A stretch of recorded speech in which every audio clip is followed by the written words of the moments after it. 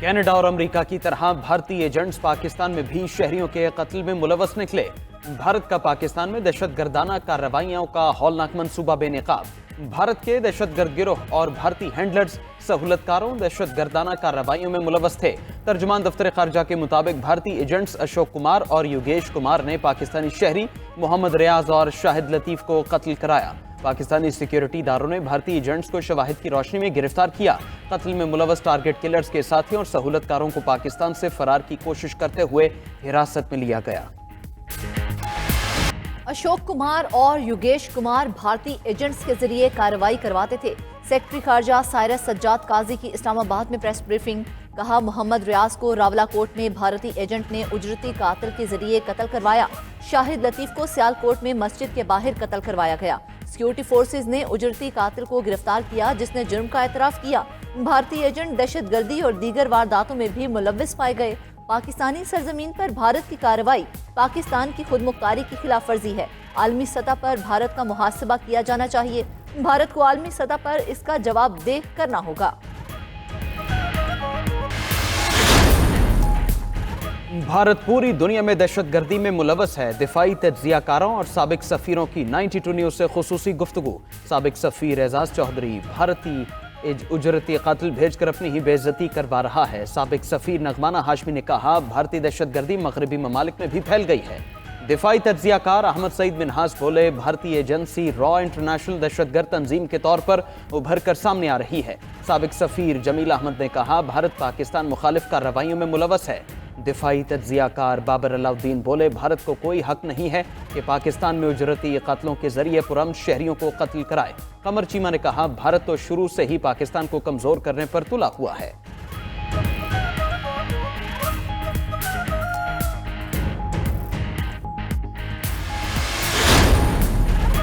پاکستان کا 11 ممالک کے ساتھ دہشت گردی اور سنگین وارداتوں کے ملزمان کے خلاف قانونی معاونت کا فیصلہ۔ وفاقی کابینہ نے 11 ممالک کے ساتھ باہمی بنیادوں پر معاونت دینے اور لینے کی منظوری دے دی۔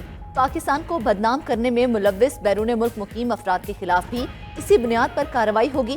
امریکہ، برطانیہ اور روس کو مطلوب پاکستانی ملزمان کے خلاف قانونی تعاون بھی کیا جائے گا۔ پولینڈ، میکسیکو اور ترکی کو سنگین جرائم میں مطلوب ملزمان کے خلاف قانونی تعاون کی منظوری دی گئی۔ مذکورہ ممالک سے معاہدہ نہ ہونے کے باعث باہمی بنیادوں پر قانونی تعاون لینے اور دینے کا فیصلہ کیا گیا۔ پی ٹی آئی نے انٹرا پارٹی انتخابات میں اپنے ہی ممبران کو لا علم رکھا۔ قانون کے مطابق پی ٹی آئی کو بلے کا انتخابی نشان نہیں دیا جا سکتا۔ بلے کے انتخابی نشان سے متعلق کیس کا سپریم کورٹ کا تفصیلی فیصلہ جاری۔ چیف جسٹس قاضی فائز عیسیٰ نے 38 صفحات پر مشتمل فیصلہ تحریر کیا۔ فیصلے کے مطابق پشاور ہائی کورٹ کا فیصلہ کالعدم قرار دیا جاتا ہے۔ الیکشن کمیشن نے پی ٹی آئی کو متعدد شوکاز نوٹس جاری کیے۔ شوکاز نوٹسز کے باوجود پی ٹی آئی نے انٹرا پارٹی انتخابات نہیں کرائے۔ الیکشن ایکٹ کے مطابق الیکشن کمیشن سیاسی جماعت سے انتخابی نشان واپس لے سکتا ہے۔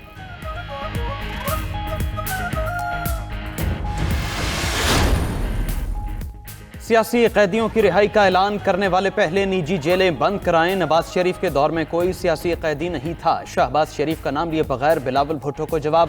صدر مسلم لیگ نون نے منڈی بہاؤالدین میں جلسے سے خطاب کرتے ہوئے کہا، 9 مئی کو ملک کے ساتھ دشمنی کی گئی۔ ملک دشمنوں سے پاکستان کی ترقی برداشت نہیں ہوئی۔ 2017 میں نواز شریف کی حکومت کا تختہ الٹ دیا تھا۔ نواز شریف نے پورے ملک میں سڑکوں کا جال بچھایا، سستی بجلی، کھاد، مفت علاج اور ادویات دی۔ نوجوان ملک کا اصل سرمایہ ہے، حکومت ملی تو نوجوانوں کو زرعی قرضے دیں گے۔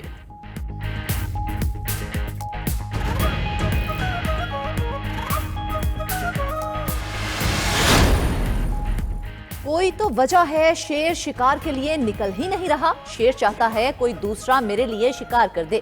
Chairman Peoples Party Bilawal Bhutto نے ایک بار پھر نون لیگ کو نشانے پر رکھ لیا۔ گجرات میں جلسے سے خطاب کرتے ہوئے کہا، عوام نے 8 فروری کو تیر کو کامیاب کرانا ہے تو 9 فروری کو ان کو واپس لندن بھیج دوں گا۔ میرے لیے یہ حرام ہوگا کہ میں اپنے دور میں کوئی سیاسی قیدی بناؤں۔ ہمارے مخالف گھر سے ہی باہر نہیں نکلتے۔ چوتھی مرتبہ وزیر اعظم بننے کے خواہش مند کہہ رہے ہیں، ابھی منشور پر کام جاری ہے۔ صرف پیپلز پارٹی انتخابی مہم چلا رہی ہے۔ ہم غربت اور بے روزگاری کا خاتمہ کریں گے، خواتین کو بلا سود قرضے فراہم کریں گے۔ ایک شخص کہتا ہے نواز شریف نے منشور نہیں دیا، جنہیں منشور نظر نہیں آ رہا وہ لاہور کی ترقی دیکھ لیں۔ رہنما مسلم لیگ نون مریم نواز کی نام لیے بغیر بلاول بھٹو پر تنقید۔ لاہور کے حلقہ NA 119 میں کارکنان سے خطاب کرتے ہوئے کہا نون لیگ کے علاوہ کسی جماعت نے عوام کے لیے کچھ نہیں کیا۔ دیگر جماعتیں 15 سال میں 15 منصوبے نہیں گنوا سکتی، ان کا کام صرف تنقید کرنا اور الزامات لگانا ہے۔ نواز شریف کے 1500 منصوبے گنوائے جا سکتے ہیں، حکومت ملی تو عوام کو مہنگائی سے نجات دلوانی ہے۔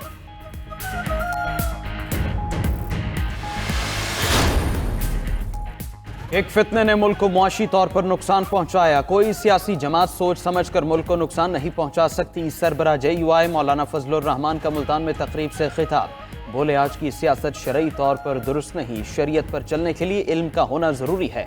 عام آدمی جاگیردار کو ڈر سے ووٹ دے رہا ہے۔ سیاست چالاکی کے ساتھ اقتدار تک پہنچنے کا نام نہیں، منظم منصوبہ بندی کا نام ہی اصل سیاست ہے۔ امن معاشرے کی ضرورت ہے، ملک میں امن نہ آنے تک معیشت ٹھیک نہیں ہو سکتی۔ عوام کے جان مال عزت و آبرو کا تحفظ اصل مسئلہ ہے۔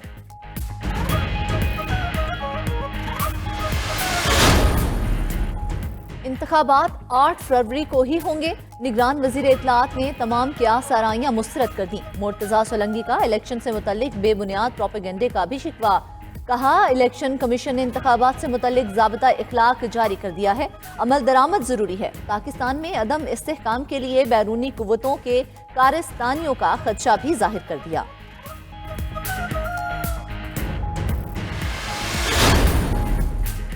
عام انتخابات میں فوج اور سول آرم فورسز کی تعیناتی کا نوٹیفیکیشن جاری۔ وفاقی کابینہ نے گزشتہ روز فوج تعیناتی کی منظوری دی تھی۔ آئین کی شق 245 کے تحت ملک میں فوج تعینات کی جائے گی۔ فوج نوٹیفیکیشن کے مطابق کوئک رسپانس فورس کے طور پر حساس پولنگ سٹیشنز کے باہر تعینات ہوگی۔ افواج پاکستان اور سول آرم فورسز کے اہلکاروں کے لیے ضابطہ اخلاق بھی جاری کر دیا گیا۔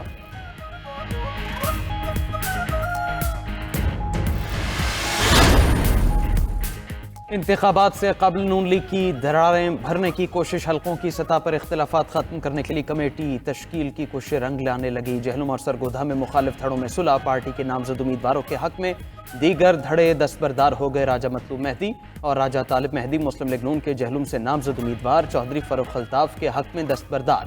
سرگودھا میں حامد حمید بھی مسلم لیگ نون کے نامزد امیدوار، ڈاکٹر لیاقت کے حق میں دستبردار۔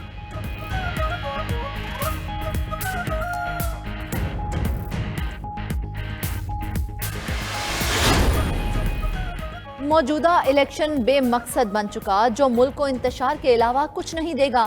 رہنما مسلم لیگ نون اور سابق وزیر اعظم شاہد خاقان عباسی کی راولپنڈی میں میڈیا سے گفتگو۔ شاہد خاقان عباسی کا نون لیگ میں اختلافات کا بھی دعویٰ، بولے نواز شریف قائد تھے، پارٹی پالیسی سے اختلافات پر الگ ہوا۔ نیب اور اینٹی کرپشن کے ادارے صرف الیکشن اور سیاست میں جوڑ توڑ کے لیے استعمال ہو رہے ہیں۔ چیف الیکشن کمشنر وزیر اعظم کی ذمہ داری ہے کہ الیکشن کو غیر متنازع بنائیں۔ الیکشن کرانا حاکم وقت اور ارباب اختیار کی ذمہ داری ہے۔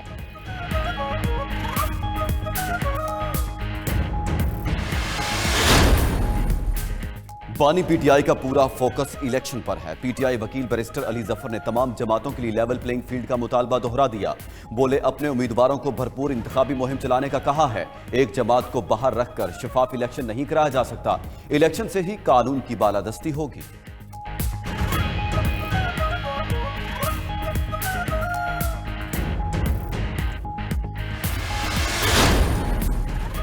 میری سیاست کا مقصد صرف عوام کی خدمت کرنا ہے، ہمارے لیے سب سے پہلے پاکستان ہے۔ سربراہ استحکام پاکستان پارٹی جہانگیر ترین کا لودھرا میں کارکنوں سے خطاب، کہا ہمارا فرض ہے کہ پاکستان کو ترقی یافتہ ملک بنائیں اور بلندی پر لے کر جائیں۔ ہمارا مشن پاکستان کو ترقی یافتہ ممالک کی صف میں کھڑا کرنا ہے۔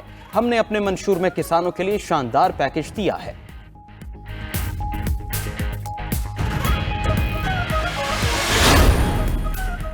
عام انتخابات کے لیے بیلٹ پیپرز کی چھپائی جاری، مجموعی طور پر 26 کروڑ بیلٹ پیپرز چھاپے جائیں گے۔ قومی اور صوبائی اسمبلیوں کے 250 سے زائد حلقوں کے بیلٹ پیپرز چھپ گئے۔ عدالتوں میں انتخابی نشانات سے متعلق 90% سے زائد کیسز نمٹا دیے گئے، صرف 10% کیسز کے فیصلے ہونا باقی، ذرائع الیکشن کمیشن کا دعویٰ۔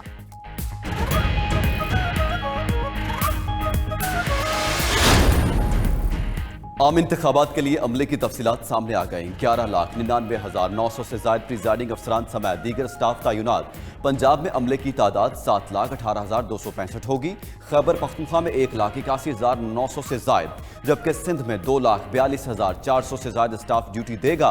बलूचिस्तान में 57,300 इंतखाबी अमला तैनात। खैबर पख्तूनख्वा 15,737 पोलिंग स्टेशन और 47,526 पोलिंग बूथ कायम। 4,812 पोलिंग स्टेशन को हसास तरीन करार दे दिया गया। 6,581 पोलिंग स्टेशन हसास, सिर्फ 4,344 पोलिंग स्टेशन नॉर्मल। कहाँ गए वो वादे, वो इरादे? इंतखाब से पहले अवामी एहतिसाब। पीपल्स पार्टी के उम्मीदवार इमदाद पताफी को हल्के का दौरा महंगा पड़ गया। सड़क नहीं बनी, सैलाब की तबाही भी अकेले झेली। हम फोन करें तो उठाते भी नहीं हैं। अपनी मुश्किलात किसको बताएं? अब वोट मांगने आ गए हैं, वोटर की इज्जत करेंगे तो वोट मिलेगा। नौजवानों ने 5 साल की भड़ास निकाल दी। वली नहीं जो पता चलता कि रोड नहीं बन सका। इमदाद पताफी की वजाहतें।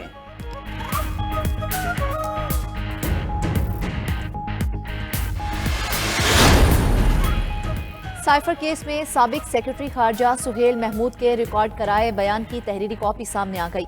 सुहेल महमूद ने 22 जनवरी को अपना बयान कलमबंद कराया था। मार्च 2022 को वाशिंगटन में पाकिस्तानी सफीर से टेलीफोनिक राबता हुआ। सफीर ने अमरीकी सेक्रेटरी ऑफ स्टेट ब्राय साउथ और सेंट्रल एशिया से मुलाकात का बताया।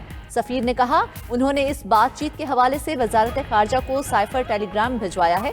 मैंने हिदायत के साथ साइफर टेलीग्राम की कॉपी की तकसीम की मंजूरी दी। बयान का मतन।